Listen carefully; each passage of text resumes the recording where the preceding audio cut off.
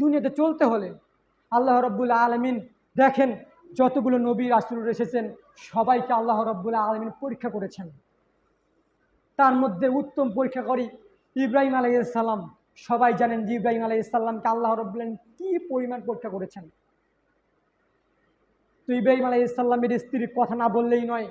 ইব্রাহিম আলাইহিস সালাম যখন তার ছোট্ট ইসমাইল আলাইহিস সালাম যখন হাঁটাচলা করতে পারে, আদরের শিশু, তখন সারা আলাইহিস সালামকে নিয়ে মদিনায় অবস্থান করলেন। মদিনায় অবস্থান করার পর ইব্রাহিম আলাইহিস সালামকে আল্লাহ বললেন যে তুমি তোমার স্ত্রীকে সন্তানকে রেখে তুমি দাওয়াতি কাজের জন্য বের হয়ে চলে যাও। তখন ইব্রাহিম আলাইহিস সালাম তার স্ত্রীকে কিচ্ছু বললেন না, না বলার পর চলে যাচ্ছেন। একটা মরুভূমি ধুধু জায়গা